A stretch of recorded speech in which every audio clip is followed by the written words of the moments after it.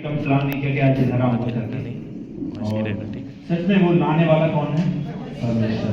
तो जब आप आए हो तो परमेश्वर का वहाँ एक मकसद है आपके लिए।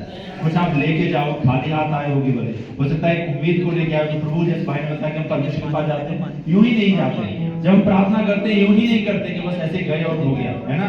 जब आप एक उम्मीद को लेके जाते हो, एक विश्वास को लेके, परमेश्वर मेरे जीवन में ये चाहिए, परमेश्वर मुझे ये करना है ना, तो वो उम्मीद को क्या करता है? वो स्वर्ग से शुरू करता है। क्योंकि हम अपनी प्रार्थना, अपने निवेदन किसी मनुष्य के सामने नहीं, जीवित परमेश्वर के सामने करते हैं जो स्वर्ग और पृथ्वी का मालिक है ना। तो हमारी प्रार्थना कोई पृथ्वी पर नहीं सुनी जाती, स्वर्ग से सुनी जाती है। तो हमारी प्रार्थना क्या है? पावरफुल है। बोलिए मेरी प्रार्थना बहुत पावरफुल, मेरी प्रार्थना पावरफुल। क्योंकि मैं ये जानता हूँ, क्योंकि जब हम प्रार्थना करते हैं हमें लगता है शायद 5 मिनट, मैं बताऊं, मैं चलते चलते प्रार्थना करता हूँ। पवित्र आत्मा डालता है इस चीज के लिए, तुम करने लगता हो, ये नहीं कि घर जाऊंगा अकेले बैठूंगा तब चलो, चलते फिरते। क्योंकि मेरा परमेश्वर ना कभी ऊँगता और ना सोता है। जब चाहे तब मैं उसको पुकार रहा हूँ, तब वो मेरी सुनता है। ऐसा नहीं कि भाई बहुत सारे कंडीशन, नियम कानून ऐसा करोगे, बच्चे लेके जाओगे, ये करके जाओगे तब सुनेगा। वो कहता है जब तू मुझे पुकार, आधी रात को भी जब मैं उसको पुकारता हूँ तब भी मेरी सुनता है। कल मैं एक टेस्टिमनी बताऊंगा। मेरा 2 दिन पहले मेरे बेटा एक मतलब 1.5 महीने का है अभी, और उसको शायद वैक्सीनेशन हुआ था पैर में, 3 वैक्सीन लगी थी और फीवर आ रहा था उसको। पूरे दिन वो नहीं सोया, बहुत मम्मी की गोद में अपने रोए जा रहा है। तो मैं भी थोड़ा इधर उधर बिजी था, तो मैं प्रार्थना नहीं कर पाया उसके लिए, है ना। और मतलब वो डॉक्टर ने बोला था भाई पैरासीटामोल खिलाते रहना, 3 टाइम खिलाना है, ठीक हो जाएगा, थोड़ा रहेगा ऐसा करके, और पूरे दिन पूरी रात रहेगा, आपको सोने नहीं देगा, ये बोला था। हमने बोला कोई बात नहीं। तो जब रात हो गई और मेरा समय आया कि हम अपनी फैमिली के साथ प्रार्थना करने लगे, बैठे, तो मेरी वाइफ ने बोला कि बेटे के लिए प्रार्थना करो, बहुत रो रहा है और सुबह से आप देख रहे हो ऐसा ही। कोई बात नहीं, डॉक्टर ने बोला पूरी रात में सोने नहीं देगा। मैंने भाई डॉक्टर ने क्या बोला है मुझे मैटर नहीं करता, है ना। मैं जानता हूं कि मैं जब प्रार्थना करूंगा तो मेरी प्रार्थना स्वर्ग से सुनी जाएगी। और मैंने उसी वक्त प्रार्थना की और उसी वक्त सो गया, पूरी रात आराम से सोया। तो उसका पूरा पैर सूज चुका था, जहाँ इंजेक्शन लगा था वो सूज गया था, लेकिन पता नहीं कैसे। क्योंकि मैं इसलिए बोला हूँ क्योंकि जब हम प्रार्थना करते हैं तो हमारी प्रार्थनाएं सुनी जाती है। क्योंकि बाइबल में बताती है कि हमारा परिश्रम कभी व्यर्थ। हम प्रार्थना कर रहे हैं, परिश्रम कर रहे हैं, मेहनत कर रहे हैं भाई, प्रभु के लिए हम कर रहे हैं, है ना। प्रभु के साथ बैठे परिश्रम कर रहे हैं, हम यहाँ आए परिश्रम करके आए, तो आपका ये परिश्रम कभी व्यर्थ नहीं। यहाँ तो मिलेगा ही मिलेगा, वहाँ भी आपको आशीष मिलेगी, है ना। तो मुझे पता नहीं था कि आज मैं ऐसे सुबह उठा, जब बाइबल पढ़ रहा था, परमेश्वर के साथ समय बिता रहा था, तो एक चीज मेरे मन में बार बार आ रही थी कि आज वहां जाएंगे तो पता नहीं मौका मिलेगा कि नहीं, क्योंकि हम तो वर्शिप के लिए आए, तो वर्शिप भाई करेंगे, हम लोग चले जाएंगे या बैठेंगे। तो लेकिन प्रभु की योजना थी और मेरे मन में कहा अगर मुझे मौका मिला तो परमेश्वर ने मेरे मन में काफी दिन से एक चीज डाल रहा है, बार बार डाल रहा है, बार बार बोल रहा है ना। और मैं अपने भाई लोगों के साथ भी ये चीज शेयर करता है। परमेश्वर एक बात कह रहा है, क्या कह रहा है? एक तूफान आने वाला है, यीशु मसीह के नाम का एक तूफान आने वाला है दुनिया में। इतना बड़ा तूफान आने, कोई नहीं रोक सकता उस नाम की। जो आप देख रहे हो आज, इससे 2 गुना 4 गुना 1000 गुना की भीड़ आने वाली आपकी चर्च में। कोई रोक नहीं सकता, क्योंकि उस सामर्थ्य जो बह रही है ना, उसको कोई नहीं रोक सकता। और ये समय रिवाइवल का समय मेरे लिए, ये मेरे मन में बहुत दिन से आ रहा है कि भाई चर्च चलाना स्टार्ट। छोटे चर्चों में कोई भर जाएंगे, लोग ढूंढ के रहेंगे, कहाँ है ये चर्च, वहां जाना है, कहाँ जाना भैया, ढूंढो भैया, वहां चर्च जाना है। तो वहीं ठीक होंगे और कहीं ठीक नहीं होंगे। एक ही नाम है जो हमें उद्धार दे सकता है, एक ही नाम है जो हमें चंगाई दे सकता है, एक ही नाम है जो वही हमें अगुवाई करेगा। लोग ढूंढ कर आएंगे। मेरी गारंटी है, आपका चर्च चाहे छोटा हो, चाहे 10 लोग आते हो, 5 लोग आते हो, छोड़ो मत, लगे रहो, भरने वाला हो जाए। क्योंकि यीशु मसीह बहुत जल्द आने वाला है और हमारी सारे दुनिया में ना पूरे लोग आपके पीछे भागेंगे, भैया हमारी प्रार्थना करो, भैया आपका चर्च का, हमें आपसे मिलना है, हमें आप जैसे बनना है, हमें इस परमेश्वर को जानना है। अपने आप आएंगे, क्योंकि लोगों की बुद्धि और समझ क्या है खुलने वाले मेरे, क्योंकि आप लोग की प्रार्थना कभी व्यर्थ नहीं। जैसे हम लोग इंडिया के लिए प्रार्थना कर रहे हैं, सर अभी नेपाल में गए थे, वहाँ प्रार्थना करके आए। जहाँ लिखा ना, जहाँ तू पैर रख देगा वो क्या हो जाएगा, वो जगह स्थान में तुझे दे देगा। तो आपकी प्रार्थना कभी व्यर्थ जाने वाली नहीं है मेरे भाइयों। रात में दिन में उठ कर लोग प्रार्थना कर रहे हैं, इंडिया के लिए, रिवाइवल के लिए प्रार्थना, यूपी के लिए बहुत प्रार्थना हो रही है। बहुत सारे पास से जेलों में थे, लेकिन अभी भी लगातार उनके लिए प्रार्थना चल रही है ना। जब वो प्रार्थना इतनी हो रही है तो कहाँ जा रही है? तो परमेश्वर ने ठान लिया कि अब तो कुछ बड़ा करना है इंडिया में, छोटा मोटा करने के लिए हमें नहीं चुना है मेरे भाइयों। और एक चीज और जो उसने मेरे मन में डाली कि बहुत सारे लोग हैं चाहते हैं सेवा करें लेकिन कर नहीं पा रहे हैं। कोई ऐसे यहाँ पे चाहते कि भैया ऐसे करें सेवा, लेकिन हो नहीं पा रहा है, कर नहीं पा रहे, है ना। लेकिन परमेश्वर इस बात को कह रहा है, तू जो मैंने तुझे दिया है उसको उठा ले और लेके चल। आपके पास गवाही हो सकती है ना, आपके पास प्रार्थनाएं हो सकती है, हो सकता है बहुत बड़ा प्रचार नहीं कर सकते, लेकिन आपके पास प्रार्थनाएं हो सकती है, बेटी मैं तेरी प्रार्थना करूंगा। आपके पास सुसमाचार हो सकता है बहुत ज्ञानी नहीं थे पतरस, पता है आपको क्या करते थे?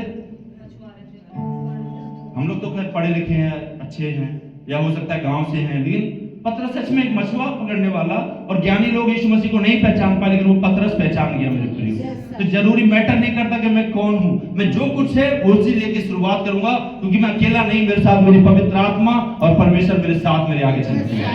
उसने बोला कि मैं तेरे आगे आगे चलूंगा, पीछे नहीं, आगे आगे चलूंगा। मूसा से बोला कि भाई तू चलेगा तो मैं काम करूंगा, आप भी बोलो परमेश्वर तेरा काम है, तू मेरे साथ चल, आगे आगे चल मेरे।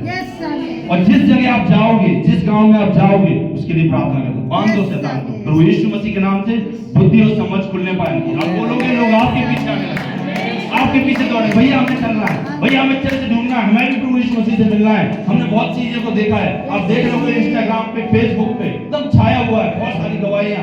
एक पास्टर नहीं पंजाब में, चारों पास्टर खड़े हो चुके हैं, उनके छोटे छोटे चर्च भर चुके हैं। क्यों? क्योंकि रिवाइवल स्टार्ट हो चुका है मेरे प्रियो, और ये रुकने वाला नहीं है। पूरे इंडिया के गांव-गांव के लोग, जहां कभी सोचे भी नहीं होंगे, वहां बड़े बड़े काम लोग चलते फिरते करेंगे। गलियों में, चौराहों में चंगाई, में देख रहा था वीडियो, रोड पे जाके चंगाई मिल रही है। जरूर नहीं कि चर्च जाके चंगाई देगा, वो रोड में, गलियों में, घरों में, हर जगह, क्योंकि इसने आपको क्या आग बनाया है मेरे प्रियो।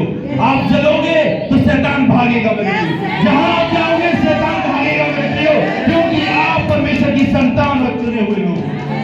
आपके लिए यीशु मसीह ने आपको क्या किया है? अपने बहुमूल्य लहू को खरीदा, तो आपकी वैल्यू बहुत है यीशु मसीह के लिए। हो सकता है आपके घर के में आपकी वैल्यू ना हो, घर वाले आपको बेकार समझते हो, छोटा समझ रहे, क्या कर लेगा ये, क्या ही है, दिन भर लगा रहता है, बाइबल पढ़ता रहता है, दिन भर प्रार्थना, क्या कर लेगा, ऐसे प्रार्थना कर। लेकिन यीशु मसीह आपको भाई ने क्या बताया? अनमोल समझता है, राजा समझता है। राजा हो, हजारों की संख्या आपके पीछे आने वाली है, ये गारंटी है मेरी, क्योंकि ये समय अब आ पहुंचा है कि उसकी भेड़ उसकी शब्द को सुनकर उसके पीछे आगे। तो मैं परमेश्वर का धन्यवाद करता हूं, और मैं इस बातों से आपको बोलना चाहता हूं, परमेश्वर आपके साथ है और उस समय आप पहुंचा है।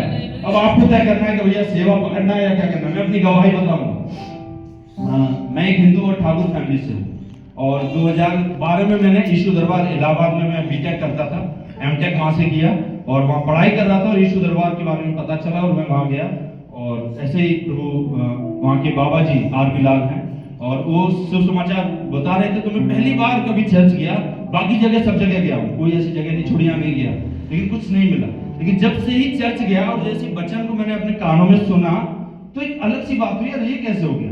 यीशु मसीह मुझसे इतना प्यार करता है कि अपनी जान दे दी, और किसी ने क्यों नहीं दी? मेरे घर वाले तो यार मुझे नहीं दे सकते मेरे लिए जान, मैं मर्डर कर दूं तो घर वाले तो नहीं जाएंगे ना जेल, लेकिन भाई तूने किया, तू जा, मैं क्यों जाऊं? चाहे कितनी भी बढ़िया माँ हो, है ना, उसमें लिखा है कि माँ छोड़ सकती है, लेकिन यीशु मसीह तुझे कभी नहीं छोड़ेगा। तो जब ये बात मेरे हृदय में एकदम अलग ही एकदम वचन एकदम लग गया, भाई हजारों बहुत सारी जगह गया, बहुत कुछ ज्ञान सुना मैंने, बहुत सुना, नंगे पैर पूरे सड़कों में ले लेके घूमता था, सारा सब कुछ कर लिया मैंने। लेकिन ये चीज जैसे एक वचन मेरे अंदर कानों में पड़ा, और मेरा एकदम बुद्धि समझ एकदम अलग ही, भाई ये क्या है, इसको ढूंढना है, इस यीशु मसीह को ढूंढना है। आज से मुझे बहुत सारी चीजें ढूंढनी, बहुत पढ़ाई कर ली, बहुत ज्ञान ले लिया, अब इसको ढूंढना है। तो मैं धीरे धीरे बाइबल पढ़ने लगा। वहाँ 3 दिन मीटिंग होती थी, फ्राइडे सैटरडे संडे, मैं तीनों दिन जाने लगा, और बीच में भी कभी कभी होती, बीच में भी जाने लगा, मैंने छोड़ा नहीं। मैंने भाई प्रभु इसको ढूंढना है। लोग कहते हैं कि ऐसे ही दुष्ट आत्मा ऐसे बोलते, झूठा है सब, मैं भी सोचता झूठा है झूठा है, लेकिन जब हम गया कि भाई इसके नाम से जरूर नहीं कि वो पास्टर, एक बंदे ने गवाही दी कि वो पंडित था, उसकी माँ दुष्ट आत्माओं से बहुत टाइम से पीड़ित थी, हो जा बैठ, ध्यान मंदिर मस्जिद जहाँ बोला वहां लेके गया, ठीक नहीं हुई। तो कोई पास्टर जा रहा था, उसने उसको बताया कि भैया यीशु मसीह है जो उसको ठीक कर सकते हैं। अच्छा, तो उसने प्रार्थना की, थोड़ा आराम मिला, तो वो तो चला गया। रात में वो फिर से प्रकट हो गया, उसको प्रकट हो गया, तो उसने बोला यीशु मसीह ठीक करते हैं। उसने ऐसे बोला कि यीशु मसीह नाम से निकल। वो पहली बार यीशु मसीह का नाम सुना, और उसने क्या किया, वहीं अप्लाई करते, बोला यीशु मसीह नाम से निकल, वो ठीक हो गया। उस दिन से उसका घर पूरा, पंडित पूरा परिवार उद्धार पाया, यीशु मसीह नाम से बपतिस्मा लिया। वो कहा तो भाई यही करना, क्या सेवा करनी है, और वो परिवार सेवा में आया। अब मेरी गवाही स्टार्ट होती है। फिर मैं पढ़ाई करने के बाद जगह जगह जॉब कर रहा था, पंजाब में था, ग्वालियर रहा, कभी बहुत जगह जॉब की, उत्तराखंड में रहा, लेकिन अब लास्ट टाइम जब मैं दिल्ली में आया तो एक बार बार मुझे हृदय में आ रही थी कि सेवा करना एक ही जन्म है, हजारों जन्म नहीं है हमारे पास, बहुत मौके नहीं है, बहुत टाइम नहीं बचा कि भैया अब तो बहुत टाइम है, बाद में कर लेंगे, 5 साल बूढ़े हो जाए तब कर लेंगे, टाइम ज्यादा नहीं बचा है। उन्होंने बोला एक ही जन्म मिला है, अगर इसमें मैं यीशु मसीह के लिए अपने जो थोड़े उसने दिए हैं उसको इस्तेमाल नहीं कर पाया, बेकार है मेरा जीवन। मैं अपने परिवार में खाने पीने में और कमाने में लगा रह गया और कुछ नहीं कर पाया, बेकार है। मैं कहाँ जाऊंगा, अकेले खड़ा हो जाऊंगा, पीछे वो नहीं। लेकिन मेरे अंदर एक बात बार बार आ रही, मेरे ये भविष्यवाणी भी हो रही थी बार बार हो रही। कोई पास्टर अपना बोलता था भैया आपको सेवा, आपके लिए परमेश्वर ने बहुत बड़ी सेवा रखी है, मैंने सोचा रखी है, लेकिन परिवार भी तो देखना है। ऐसे करके मैं बार बार, लेकिन मेरे अंदर लास्ट 2-3-4 महीने से एक अंदर लड़ाई चलने लगी, खाए जा रही थी मुझे बात, नहीं सेवा कर, पवित्र आत्मा बार बार भाई सेवा कर, हो गया बस अब परमेश्वर संभालेंगे, तो मैं चिंता करने की जरूरत नहीं। उस दिन से भाई मैंने भी सोच लिया, दोस्तों को बताया भाई सेवा करना है, जॉब नहीं करना है, बहुत धन कमा लिया, अब स्वर्ग में धन कमाना है। ये धन तो भाई आज कमा रहा हूँ, कल खत्म हो जा रहा है, वहाँ कमाऊंगा तो यहाँ भी चलेगा, वहाँ भी चलेगा, है ना। मैं बोला वहाँ कमाना है, यहाँ तो बहुत डिमांड, अकाउंट हमारा है लेकिन डिपॉजिट नहीं कर रहे, पैसे नहीं डाल रहे। मैंने भैया वहाँ कमाना है, अकाउंट खुला हुआ है, जमा वहाँ करना है। बस वही बात मेरे अंदर आई, मैंने कुछ भी नहीं सोचा, बस बोला प्रभु अगर तेरी ओर से है तो मैं पक्का तेरी बात को कभी नहीं काटूंगा, भले और सारी चीजें क्या होगा मेरे जीवन में आगे, कैसे चलेगा, कैसे खाएंगे, क्या करेंगे, कोई दिक्कत नहीं, क्योंकि अब मेरा घर तू चलाएगा। हालेलुया। अब तक मैं शायद हो सकता है मेहनत करने की सोच रहा हूँ, इतना कमा लूंगा, ऐसे कर लूंगा, एक ले लूंगा, वो ले लूंगा, लेकिन अब मेरा घर तू चलाएगा, बाकी तेरे काम। और तब से फिर मैं सेवा में आया और धीरे धीरे अभी प्रार्थना कर रहे हैं, परमेश्वर अलग अलग जगह भी इस्तेमाल कर रहा है। और सच बात है कि सच में परमेश्वर ने जो आपको थोड़ा दिया है, आप क्या कीजिए, उसका इस्तेमाल करिए। व्यर्थ में नहीं है कुछ भी चीज, है ना, ऐसे ही नहीं दे दिया है उसने आपको, सच में आप बहुमूल्य हो। आपको लगता है मेरी क्या वैल्यू है, अरे पड़ोसी क्या सोचते हैं, घर वाले, सच में आप अनमोल, उसने बहुमूल्य लहू देकर आपको क्या किया है, मोल लिया। कुछ छोटी मोटी कीमत नहीं दी उसने, सबसे बड़ी कीमत आपके लिए मेरे लिए दी है। तो परमेश्वर का धन्यवाद हो और परमेश्वर आप सबको आशीष दे।